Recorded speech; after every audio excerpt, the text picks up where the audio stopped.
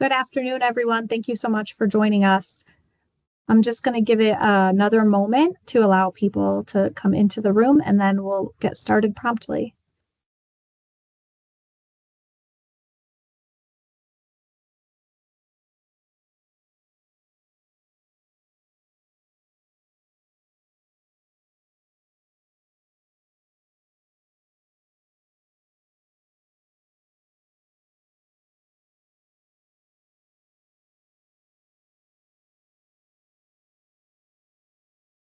Okay. Good afternoon, everyone. Thank you so much for joining us for this Communication for Community Health Workers webinar. I'm Rachel Rusnak, and I'm with the State of Connecticut's Office of Health Strategy, and I'm very pleased to be hosting you all this afternoon for this event, which is a collaboration between our office and the Southwestern Area Health Education Center.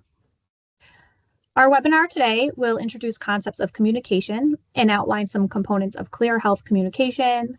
We'll discuss barriers and tools and resources. We have excellent speakers lined up for you today. I'll give a brief introduction now. We have Cynthia Jean Mary, who is the Director of Training and Workforce Development at the Circle of Health and a community health worker instructor. And Maria Milan, an outreach coordinator for the City of Stamford, mentor, and also a CHW instructor. We'll also have a guest joining us today for our question and answer session, Eve Berry, who's the president of Eve Berry and Partners Consulting, a master CHW instructor with an extensive background in training, leadership development, and more. So welcome to Cynthia, Maria, and Eve. I'm really looking forward to your presentation today. Before we begin, I want to address a few housekeeping items. In our space today, we'll foster respect for all voices, encourage active listening, and a judgment-free environment. Just so you're aware, the webinar is being recorded, and right now everyone is muted with cameras off. Our speakers will present for about an hour, and then we have time reserved for a robust question and answer period at the end of the presentation. Feel free in the meantime to put any questions at all into the question and answer box or right into the chat, and we'll address them when we get to the Q&A.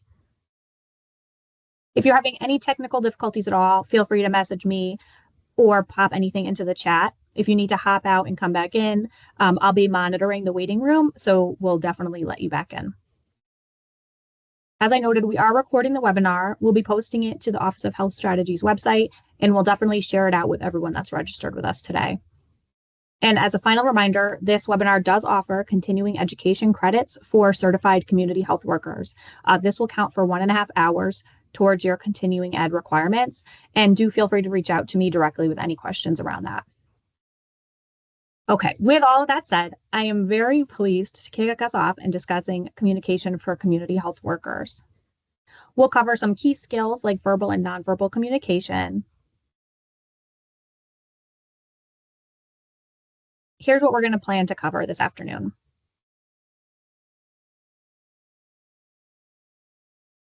And with that, I'm going to go ahead and pass it right off to Maria Milan. Maria?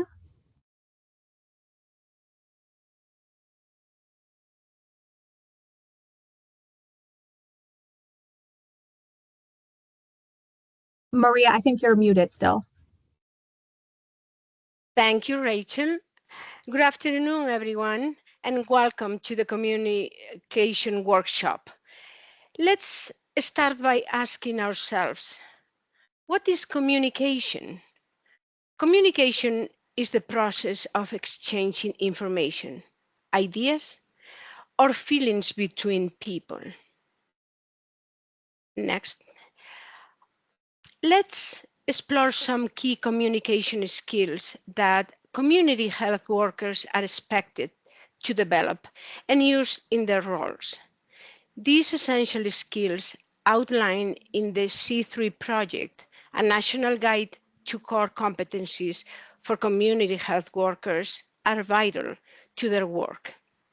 Effective communication is at the heart of everything community health workers do, from building trust and educating individuals to advocating for the needs of the community. Beyond how we communicate, we also need to be grounded. That's where our guiding principles come in, like a compass. They keep us aligned and pointed in the right direction. At the heart of our work are the values we hold deep inside. These values shape who we are and how we show up for the communities we serve as community health workers.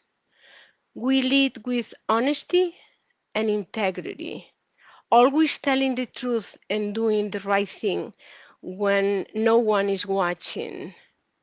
We treat everyone with respect and acceptance, no matter who they are or where they come from.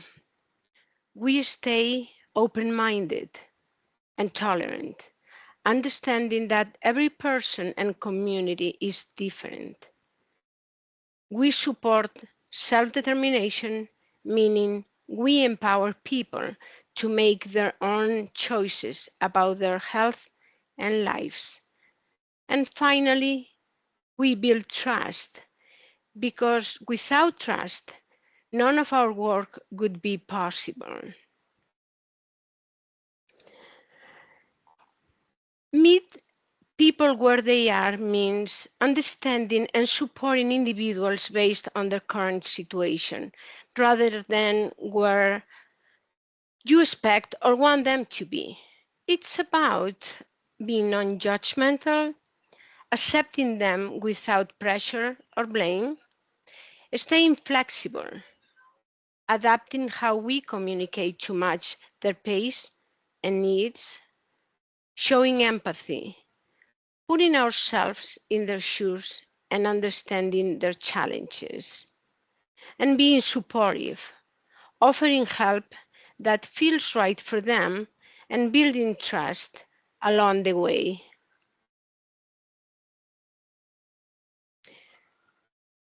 This image shows a core principle of our work, being client-centered. Everything revolves around the client, who is at the heart of what we do. Their needs, goals, and choices come first, because they know their lives best. Next. Now, let's talk about self-awareness, a vital skill that helps us understand ourselves better and improve our interactions with others. It means recognizing our emotions, thoughts, and behaviors, and understanding how they influence our actions and relationships. Self-awareness is not a one-time thing. It's an ongoing process of reflection and learning. Now, look at this picture. What did you see? You see big ears, big eyes, small mouth. It is a great reminder about effective communication and learning. Listen and observe more than speak. Next slide, please. As community health workers, what you say is more important, but how you make people feel matters even more. People may forget your advice, but they will always remember if you treated them with respect, listened to them, and showed care. For example, a person might not remember the exact instructions you gave about managing their medication, but they will always remember that you took the time to sit with them, listen to their worries, and speak with kindness. Your kindness and empathy build trust, and that trust strengthens relationships, communities, and collaboration, leading to better outcomes. Never underestimate the power of making someone feel valued. The art of listening. What does it mean to really listen to another person? What are the barriers to listening? Anyone would like to share your thoughts? Go ahead and type answers in the chat. There are no wrong answers here. We are just gathering ideas together. The art of listening goes beyond simply hearing words. It means being fully present, attentive, and open to understanding what the other person is communicating, both verbally and non-verbally. Now, let's take a moment to talk about something that often gets in the way of effective communication: roadblocks. These are patterns or behaviors that can shut down a conversation, make others feel unheard, or create distance. Recognizing these patterns is the first step. Once we are aware of them, we can start replacing them with more supportive communication that encourages trust, empathy, and real dialogue. A major barrier to communication today is our shrinking attention span. According to a Microsoft study, since around 2000, when smartphones and digital media took off, the average attention span has dropped from 12 seconds to just 8 seconds, making it shorter than a goldfish. If anyone would like to share your thoughts, go ahead and type your answers in the chat box whenever you are ready. Examples of distractions are noise, devices, or multitasking. Next, please. Communication roadblocks. What are common roadblocks community health workers run into? Go ahead and put them, your answers in the chat if you would like to share your thoughts. So, communication roadblocks are often unintentional and may feel helpful, but they can actually shut down real conversation. Things like giving quick advice, correcting, judging, or interrupting can make others feel dismissed and less likely to open up.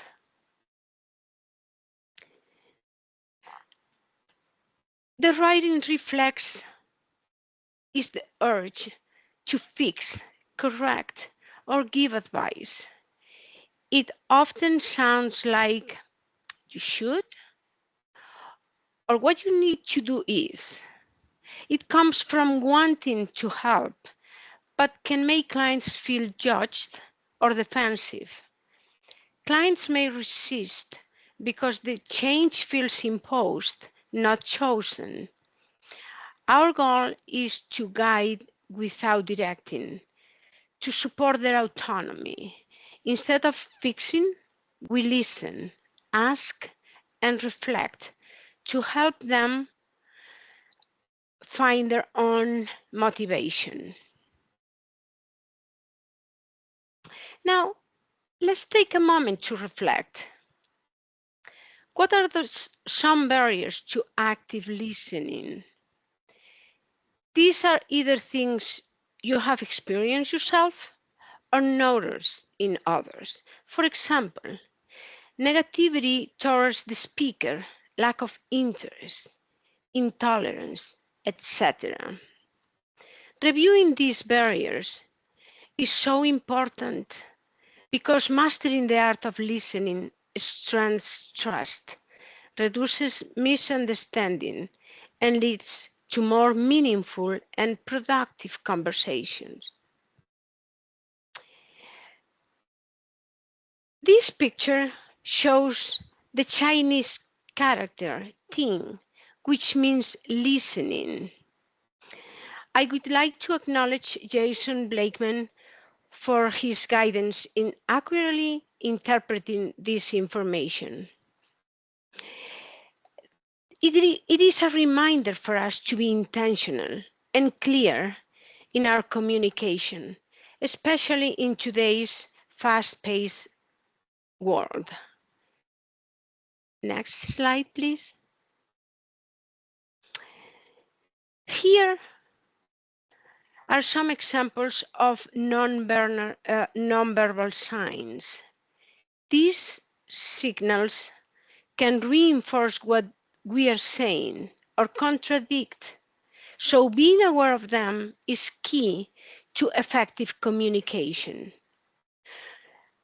That's why it's so important to pay attention to body language, to our facial expressions, make eye contact, and our tone of voice. And with that, I'll pass it over to Cynthia Jean Mary, who will dive into active listening, the power of questions, and the rest of today's agenda. Take it away, Cynthia. Thank you, Maria, for taking us through our first part of today's webinar. Once again, my name is Cynthia Jean Mary, and this is our Communications for Community Health Workers. Here on this slide, this picture shows the Morabian formula and explores how people interpret messages based on 3 elements. The Morabian formula, according to renowned professional psychologist Albert Morabian, these 3 elements account for our perception of a person: their words, their tone of voice, and body language. 55% is body language, 38% is tone of voice, 7% is spoken word. This means that most of our messages are communicated through how we say things and our body language, not just the words. Next slide, please.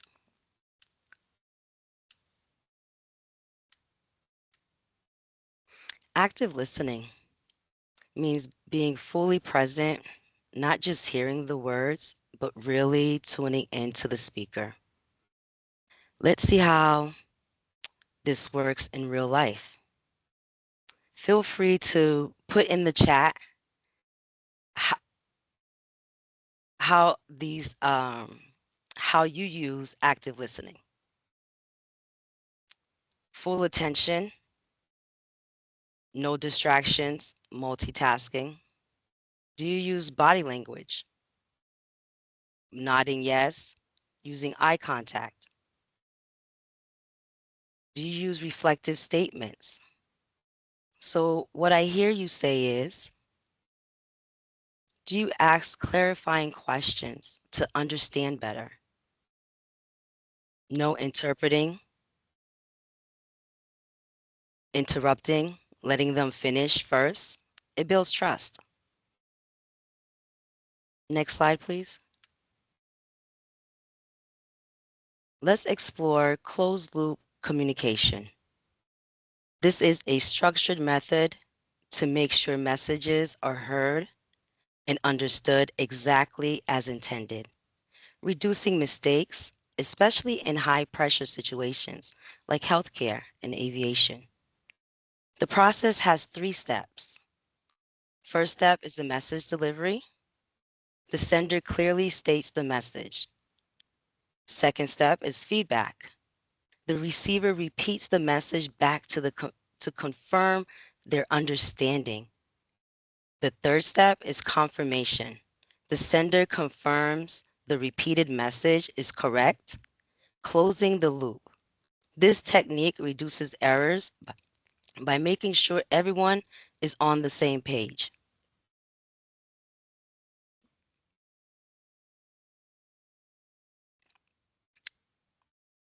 Maria, I can't hear you. Sorry, can you please go back to, yes, thank you.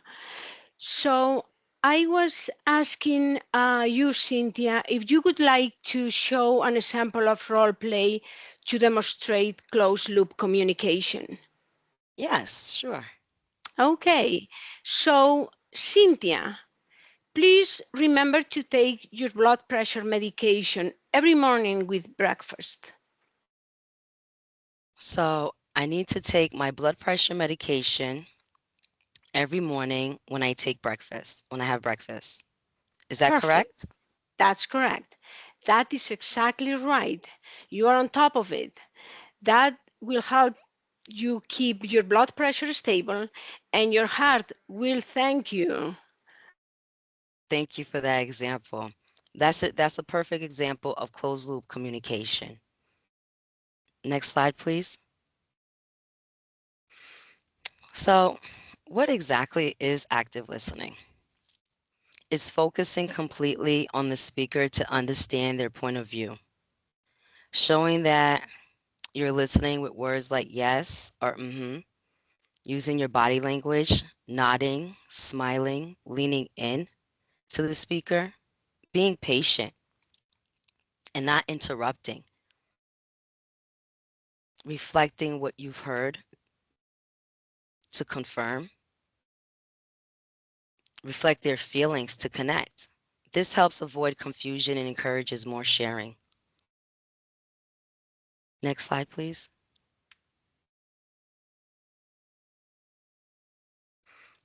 Maria, Mhm. can you share a time when there was ever that you've experienced a communication breakdown or a conflict? Yes, I can. 2 months after I arrived in this country, I didn't speak any English. I felt completely overwhelmed.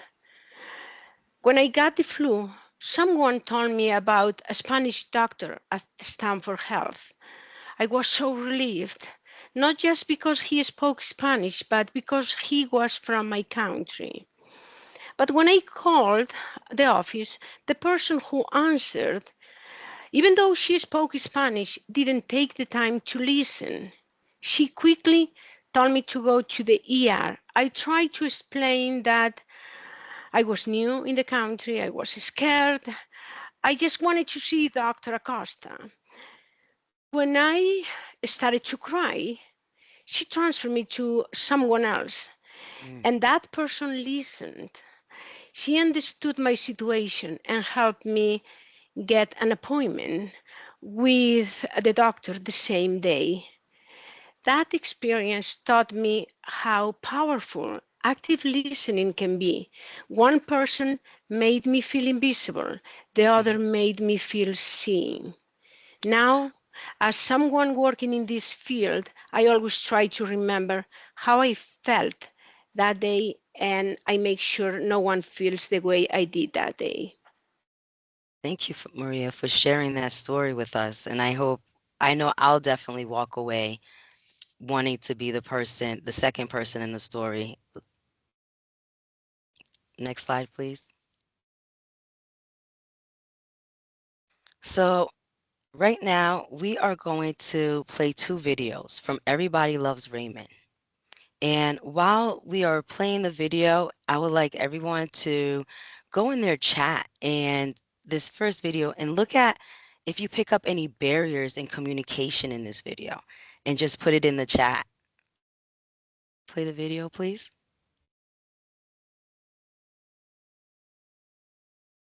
Thanks, Cynthia. I just want to make sure that everyone's muted before we start so we don't get any feedback on the sound of this.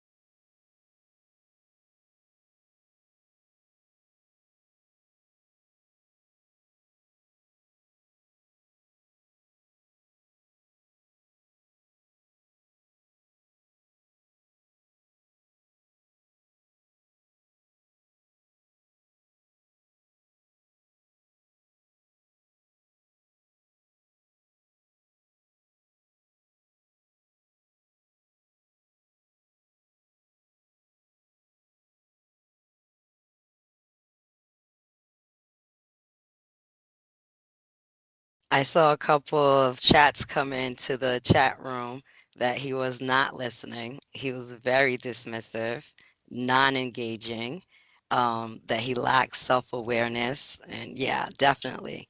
And I think some of us have, I even see he was very immature. I think sometimes I can say that I've been guilty of those things, of not being able to listen when my head is someplace else.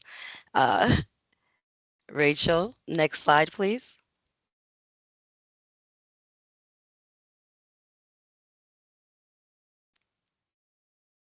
So in this next slide, what I want you guys to do in the chat room is to see if you pick up any active listening skills that he might be using in this skit.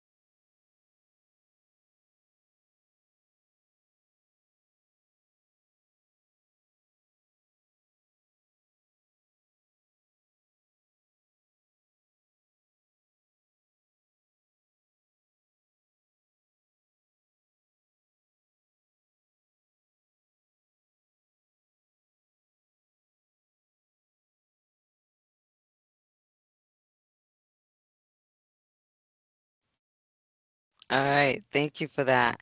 That was a nice one. I did see some chats come in that he was affirming, confirming, engaged, reflecting, that he was definitely listening, and he did learn active listening. Did you guys notice the body language, how he got down to the eye level and did engage in eye contact? So yes, definitely. We saw some examples, some great examples of active listening. Next slide, please. So let's take a moment to think about this image. Picture yourself in a boat trying to cross a wide lake.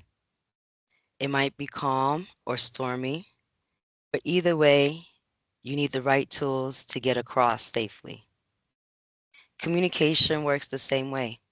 It's our boat, helping us cross the waters of misunderstanding, fear, or disconnection to reach connection, empathy, and trust. Whether you're talking with a friend, a client, or someone facing a difficult decision, how we communicate determines how safely and successfully we reach the other side. But as we examine this image, there's something missing: our oars. Next slide, please.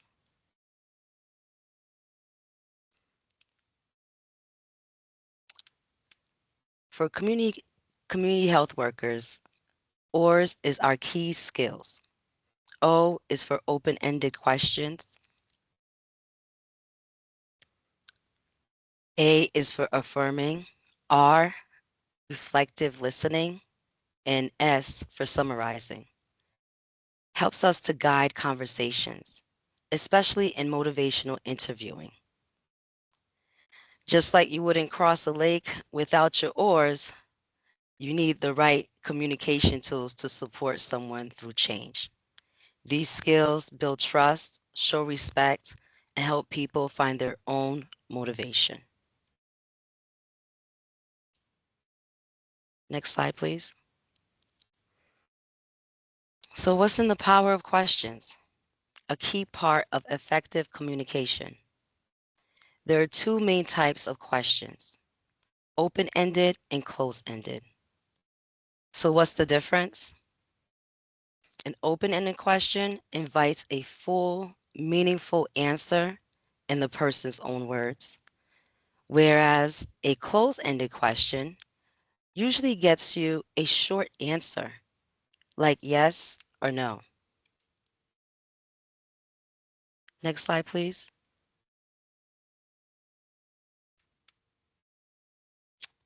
Open-ended questions usually start with words like what, which, where, how, or tell me. They're important because they encourage people to share more. Share more about their thoughts and experiences instead of just a yes or a no answer. Open-ended questions invite detailed responses to help us understand the full story. Next slide, please. Now let's look at closed-ended questions. They usually start with words like do you, are you, did you, could you, have you. Closed-ended questions are great when you need a quick, specific answer. Usually yeses and nos. Next slide, please. Here we have the examples of both types of questions. Open-ended questions like those starting with what, which, where, how, or tell me encourage people to share more in their own words. Closed-ended questions starting with the phrases like do you, are you, did you, could you, or have you usually get a short, direct answer. Knowing when to use each type helps us communicate more effectively. Instead of saying anything else, you can ask, what else would you like to share? Next slide, please. Affirming is the second key skill in the OARS model. They include statements that support, encourage, reinforce, and acknowledge appropriate attempts made by the client. One level of affirmation reflects behavior, saying good job, you're doing great. Where the next level identifies something positive about the person's character by saying, that shows real integrity. You are a creative person. Both are important, although they're often left neglected. Next slide, please. I would like us to take a moment in the chat and just write a couple of affirming words in the chat, some positive affirmation words. Next slide, please. Another key skill in the OARS model is using reflective statements. Reflective statements shows genuine interest in what the client has to say. It shows respect for the client's inner wisdom. It demonstrates understanding of the real meaning of what the client is communicating. These often start with, on the other hand, it sounds like, you're wondering if. Next slide, please. Summarizing is the last core skill in the OARS model. It is a longer form of reflection. It's usually our note-taking form. In this section, choose key points like reasons for change, confidence, or personal values and goals. It helps both people stay on track and is usually useful to do periodically, not just at the end. It also works well as a transition to shift topics or to check in. Next slide, please. Here's a simple step-by-step for summarizing. Begin by saying, let me see if I understand what you have told me so far. Focus on their reason for change. If feelings are mixed, mention both cons and pros, but always end with the pros. Finally, wrap up with a key question such as, where does it leave you? Or what do you want to do next? This keeps the conversation clear and focused. Next slide, please. So we have talked about how people may forget what you say, but they won't forget how you made them feel. This is especially important when it comes to referrals and connecting people to resources. If someone feels judged, rushed, or dismissed, they may not feel comfortable following up or even looking into the resource or thinking that the resource is helpful. So always remember, it's about how you're making that person feel. It's not about what you're saying. Next slide, please. So before we wrap up, I'd like to take a moment to reflect on what we've covered today. This is a chance to connect the information to your own experiences and goals. In the chat, please share your thoughts about what surprised you, challenged you, or stood out most in the presentation. This could be something small, like pausing before responding, open-ended questions, or being more aware of tonality. Consider how these tools can help you build trust with clients, support behavior change, or handle difficult conversations with empathy.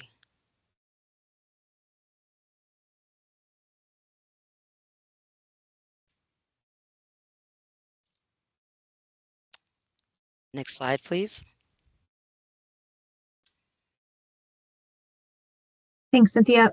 Just briefly, before we move on to the Q&A, I would love to hear, particularly from our attendees, any responses in the chat about how you might implement some of the tools that we've discussed today into your work with clients, or if there was anything that we discussed today, or maybe you saw in one of our videos that wasn't already common practice for you in your work.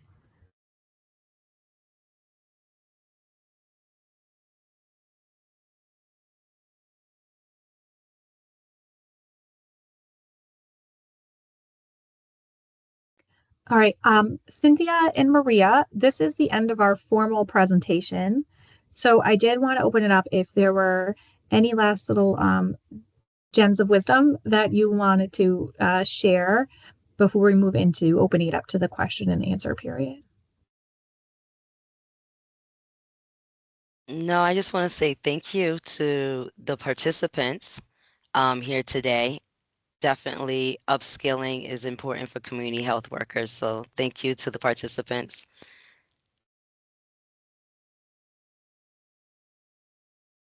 I hope this training has helped you to see how powerful communication skills can be in your work. And I hope you can use them. Thank you. All right, Cynthia Maria, thank you so much. We did expect to have Eve joining us for our Q&A, but she's having some technical difficulties, and I have not seen her come in yet. So with that, I will do my best to try to step in and help with the Q&A in Eve's place. If you have a question, if you want to go ahead and pop it either in the chat or in the Q&A. And I'm seeing a lot of feedback about open-ended questions coming through. So while we're waiting for some more formal questions, maybe Cynthia or Maria, would you be willing to share some more examples of how we might take a question that should be more open-ended, how we might like transform our thinking to help us do that, to move from a closed ended question to an open-ended question frame of thinking? Open-ended questions is all about the what, which, where, how, and tell me more. So it's really being interested in what that person is saying and asking them to tell you more or for them to explain to you how things work, because sometimes we put our own images into someone else's story. So it's important for us to ask clarifying questions to truly understand what that person is going through, their culture, their understanding of what's happening around them, you know? So. Thank you so much, Cynthia. Mhm. I do see that Eve is in the room with us. I hope she's able to speak. Eve, if you want to try to take yourself off mute. And while we're figuring out that little technical difficulty, I Cynthia, saw I think, something in the chat just come in. It says, if I want to ask my client if they found a job, now instead of that, they should say how the job search is going instead of did you find a job yet? So how's the job search going? That's a perfect example of an open-ended question. I'm sorry, Rachel. nope, that's fine. That's wonderful. Sorry, I just saw that we do have a few questions coming through. Here's one. How about Cynthia, can you tell us a little bit more about nonverbal communication and perhaps the role that can play when we're working with clients of different cultures?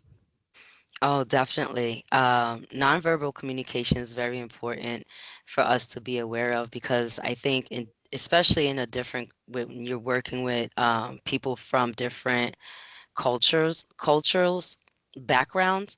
For example, I work with the Haitian community, and a lot of times people say they're not approachable or things like that because they don't engage in eye contact.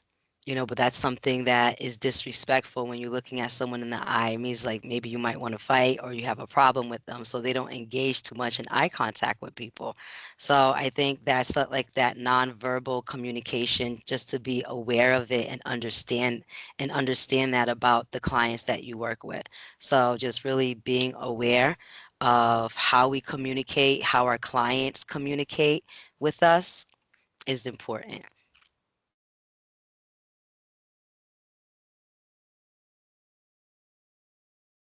Thank you so much. Eve, I have made you a presenter if that will help with any of your technology woes.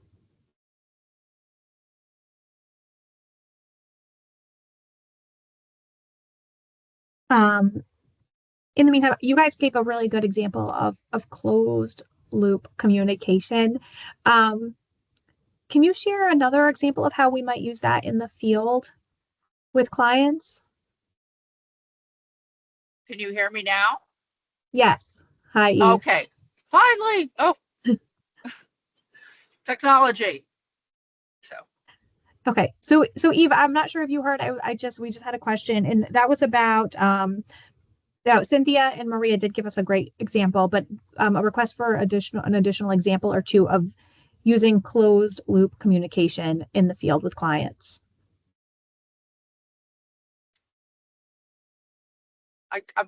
I'm sorry, I didn't quite understand the question. In the field of science?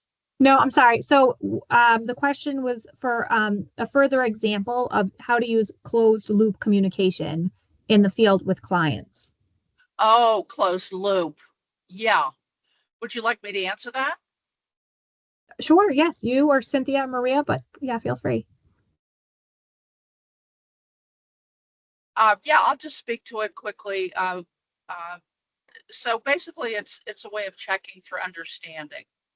So a client tells you that they're struggling with some kind of an issue and they're trying to get certain kinds of benefits and they don't have the paperwork, let's say, and they've told that to you.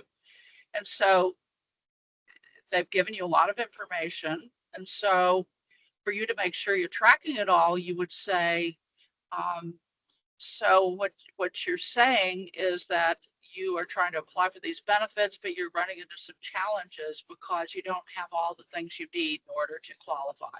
Did I get that right? And then the person would say, yep, you got it. That's closing the loop. So you're checking your understanding, if that's helpful. Thanks, Eve. Okay, we have a question in here in the chat. I'm going to read it out loud to you all. How can we help some people stop repeating the same thing and move forward to see another perspective? They write, it sometimes feels if they are stuck in that cycle. I want to be an active listener, but I also don't want to sound disrespectful.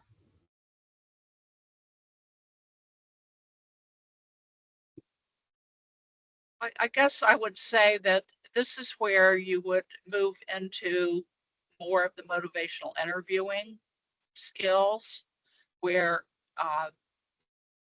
you would reflect back um, the fact that, well, we've looked at all the alternatives, or we haven't looked at the alternatives. You're telling me that this situation is what it is, and it's not being resolved. And then you would say, well, what options do you think you might have to resolve this? What have you tried? What has been successful in the past? So to kind of get them thinking out of the box is what I would suggest doing. I don't think that's offensive to people because you're not saying anything like, well, you're stuck or you're not going anywhere. You're saying, well, let's come at this another way and keep exploring the options with people. How do you think you might put that in place?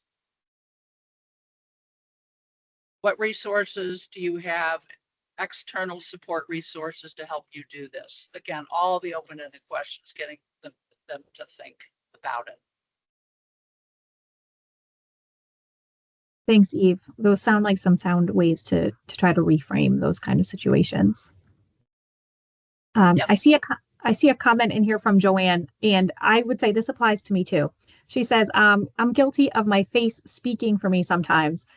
So for those of us that don't have a poker face or sometimes can't help but, show how we're feeling, I would throw that out to the panel. How can we've heard about how important nonverbal communication is.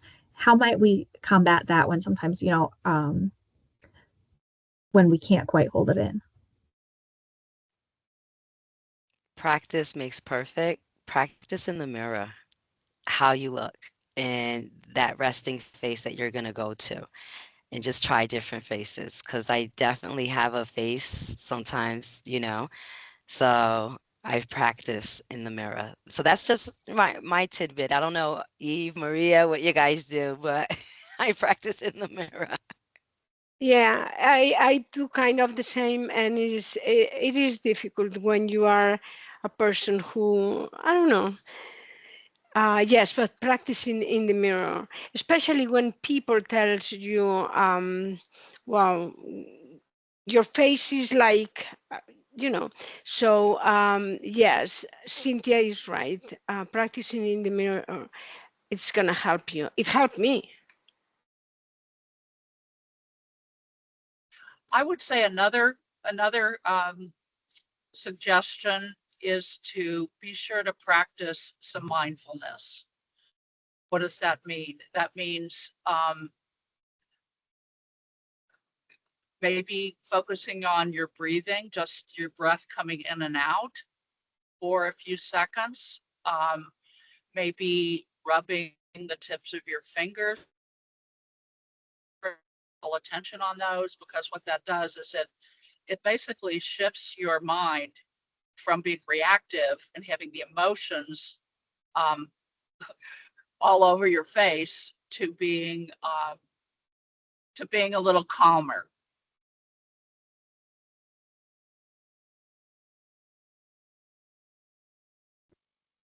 Thanks, guys. I'm going to work on practicing those as techniques as well, personally.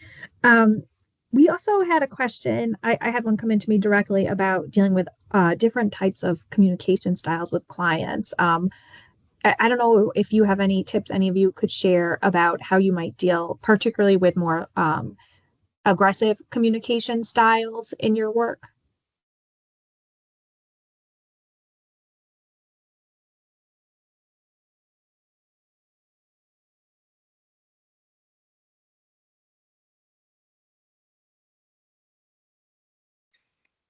Um, I think we look into like conflict resolution, when, you know, we are communicating, we want to communicate effectively um, with the person and really staying on task on what is the true problem. And then you always, if you're at work and it's a problem at work, you also have your supervisor and your team that can help support you. If you have a difficult client or a difficult coworker that you're working with. So I'll definitely lean on my team for support in those instances. Thanks, Cynthia. I know we did talk a lot about communication specifically with clients today for community health workers and clients, but I really see so many connections in what you guys shared today that we can bring back even sort of, Cynthia talking about your team into our interpersonal relationships outside of just those client relationships or outside of even work relationships, ways to incorporate this into our personal lives as well, maybe make us better communicators. I could add another idea about dealing with aggressive communication. When somebody's being aggressive or they're upset or they're angry and you're trying to roll with it, is a really good skill to use is demonstrating awareness. And so what that does is really, you basically validate that, hey, I can really see how frustrated you must be with what you're dealing with.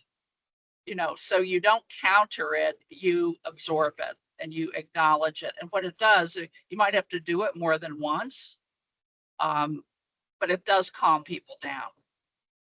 If you are able to just say, you've got every right to be angry that you've been waiting for 6 hours to get a call back. Instead of trying to defend it or explain it or problem solve it, you just acknowledge it and it tends to calm people down. Not always, but it can be helpful. Thanks, Eve. That's a really great tip. I don't see any new questions that have come in. I'll give it a last call for questions that we can answer now live. I'll give you a moment to type, and while you're doing that, I will say that we are going to be sharing the webinar out. We will definitely be posting it on the Office of Health Strategy website. So we'll have the recording and the slide deck available, and the Q&A will be included. I'll try to get a transcript of the question and answer too, so that we have that readily available. If there are no further questions, the website is the Office of Health Strategy. I see that question came in. Here is our contact information for myself, Maria, and Cynthia. So you can reach out to us directly as well with any questions. We really do hope that the training has helped you see how powerful communication skills can contribute into your work. And again, any further questions, or if you just want to connect, please reach out to us. Again, this will all be posted, and I will reach out to everyone that's registered with the link to where the recording is listed. So we hope that this has been valuable. And I just want to ask Cynthia and Maria and Eve if you guys have anything that you wanted to share before we go ahead and close out. All right. If not, we are finishing up a little bit early. So hopefully everyone has time to go grab some lunch, and hope you all have a great afternoon. Thanks for joining us. Thank you. Thank you, guys.